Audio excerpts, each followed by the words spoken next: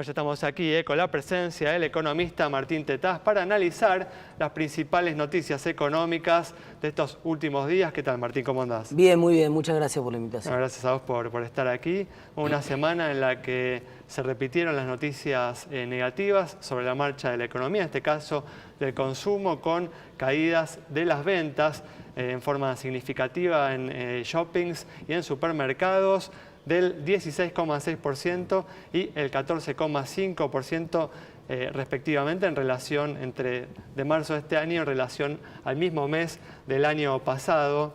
Martín, cuando justamente hablábamos la semana pasada también sobre la caída del nivel de actividad, también en el mes de marzo en relación al mismo mes del año anterior, manifestamos que esperamos, ¿no?, que en los próximos meses empiecen a verse datos positivos a partir, ¿no?, de la estabilización cambiaria que se ha registrado, ¿no?, en estas últimas semanas. ¿Compartís esta postura o tenés una posición distinta? Sí, además, viste, los americanos tienen una palabra mejor para noticias, viste, se dice news.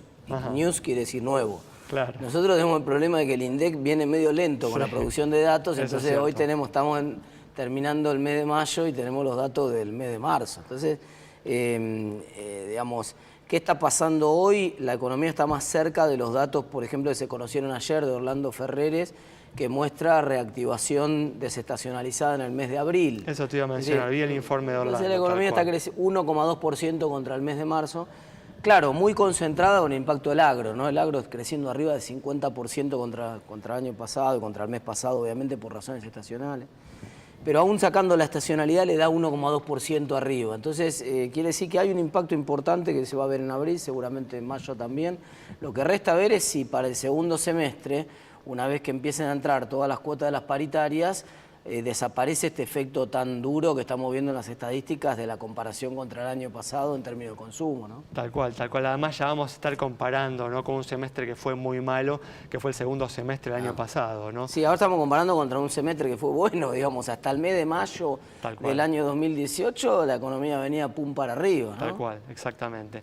De todas formas, la pregunta no es yendo, ¿no?, más allá, tal vez no solo de estos primeros meses que vienen ahora, sino más allá de las elecciones y diciendo, bueno, ¿qué se requiere para que esta recuperación que podría venir en los próximos meses se transforme en un proceso de crecimiento sostenido? Bueno, algunas de las cosas están en ese sentido, están en ese camino, digamos. Se necesita, todos lo sabemos, se necesita estabilidad fiscal, que la Argentina no gaste más de lo que genera. Se necesita estabilidad del sector externo, decir que, porque tampoco hay una preocupación, muchos dicen 8 meses consecutivos de superávit comercial, pero con las importaciones derrumbadas. ¿Qué va a pasar cuando la economía empiece a reactivar, crezcan un poco entonces la demanda de bienes importados? Hubo un dato igual positivo, ¿no?, el dato de abril, que fue el 10% de crecimiento de las cantidades. Exactamente, cantidades exportadas, crecimiento de 10% del mes de abril. Esto, si uno mira cantidades, ya llevaba, la economía venía corrigiendo ese problema porque incluso el año pasado, 2018, con toda la sequía del campo, terminaron las exportaciones 6% arriba que las del 2015. Quiero decir, lo que pasa es que, claro, el desfase que había entre 10 años de exportaciones completamente clavadas e importaciones con elasticidad superior a las 2 unidades, digamos, elasticidad 2, quiero decir, sube el PBI 10%, suben las exportaciones 20%, las importaciones, perdón. Bueno, eso obviamente se hace insostenible. Entonces, esto de sostenibilidad que hablabas vos tiene que ver con la sostenibilidad externa, con la sostenibilidad fiscal, esencialmente. Creo que esas son las dos grandes patas, ¿no? ¿Cuánto tiene que pasar o qué tiene que pasar para que la gente empiece a sentir un alivio en el bolsillo? 3 efectos. Tiene que pasar, hay un efecto ingreso inicialmente que generó la devaluación, somos todos más pobres, y ese efecto no se va a recuperar. La discusión es si este año, cómo salimos este año. Digamos, lo del año pasado perdimos, hay que ver si este año empatamos y recuperamos algún punto de lo que perdimos del año pasado. Si proliferan las paritarias del estilo de la que cerró Metalúrgico o de la que cerró Docentes de la provincia de Buenos Aires, bueno, cuando en la medida que empiecen a entrar las cuotas paritarias, ese efecto ingreso positivo se va a notar. Después tenés el efecto precio de los bienes transables, a menos que el dólar se achanche un poco y se quede clavado en relación a la inflación, no vamos a ver bienes durables que encima son aspiracionales de la clase media en un precio que sea razonable, y eso obviamente afecta a la recuperación. Y el tercero, la incertidumbre. Hasta que no pasen las elecciones no vamos a tener panorama despejado, y por lo tanto, incluso aunque te sobre un peso hoy, vos todavía decís, no, espera, quiero ver cómo termina esta película después de noviembre y lo voy a decidir ahí. Justamente, ¿no? Hablando de las elecciones, ¿crees que la designación, ¿no?, de Alberto Fernández como el candidato del kirchnerismo acota la incertidumbre que existe justamente frente a este escenario electoral? Mira, los mercados hablaron y dijeron que no, ni muy ni tan, digamos, ¿no? O sea, el día que abrió el mercado el otro día, sí, bajaron 10 puntos el riesgo país y el dólar prácticamente 20 centavos, muy tranquilo, no hubo ni un salto que muchos esperaban, uy, se confirmó la candidatura de Cristina, el dólar se va a disparar el riesgo, no pasó.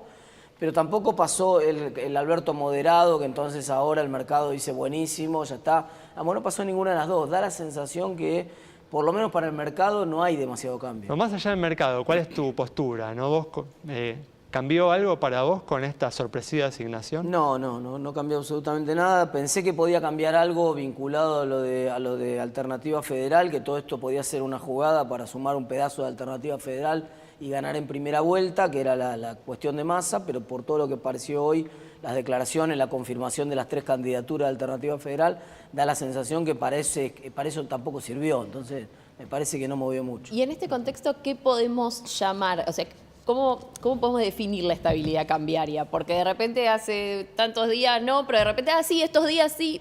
¿Qué podemos definir como estabilidad cambiaria? Lo que pasa es que todos sabemos que va a haber un proceso de dolarización en la previa electoral, que siempre ocurre en los momentos previos a las elecciones, y pasó en 2017 que no se jugaba nada, imagínate en esta elección, y no sabemos cuál va a ser el timing de ese proceso de dolarización, no sabemos si se va a hacer una puerta a 2 y todo el mundo va a tratar de dolarizar al mismo tiempo. Eso obviamente de qué depende, y bueno, de resultados que sean más desfavorables de lo que espera el gobierno y el mercado para las elecciones. Supongamos una paso muy desfavorable para el gobierno, puede acelerar el proceso de devaluación y entonces toda la estabilidad cambiaria de la que estamos hablando entre agosto y octubre se puede perder.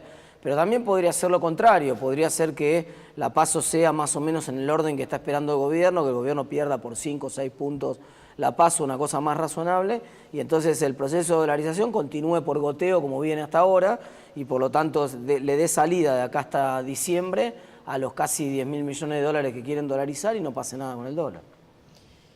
Y del actual contexto, de lo que está pasando hoy, y en base también a tu análisis respecto a lo de Alternativa Federal, ¿cuánto ves de político y cuánto de puramente económico? ¿O no hay nada puramente económico? Sí, hay porque, por ejemplo, la candidatura de Alberto despejó alguna incertidumbre porque aparecieron declaraciones de Culfas, que va a ser probablemente uno de sus principales asesores económicos, y son bastante más realistas de lo que uno pensaba. O sea, si alguien hablaba en broma de que Macri era kirchnerista con buenos modales, digamos que Alberto es kirchnerista con un poco más de realismo, ¿no? Digamos, es un kirchnerista más realista que los anteriores, y cuando uno lee lo que escribe Culfas, uno ve que se da cuenta que no hay margen para redistribución por el lado del consumo, que no hay margen para empujar la demanda por el lado del gasto. Digamos, es bastante racional respecto a las limitaciones que tiene la economía. Pues imaginarías, en caso de una victoria del kirchnerismo, un kirchnerismo más racional. Yo creo que sí, en parte porque, bueno, hijo de la necesidad, ¿no? Es decir, una cosa es la irracionalidad con la soja 600 y otra cosa es con la soja peleando para llegar a los 300, ¿no? Tal cual, tal cual. Bueno, Martín, muchas gracias por haber estado con nosotros. Cerramos el programa de hoy con el análisis del economista Martín Tetaz, analizando justamente la situación de la economía y las perspectivas que se pueden abrir luego de las elecciones de octubre. Nos reencontramos el próximo viernes a las 20 horas aquí en Metro.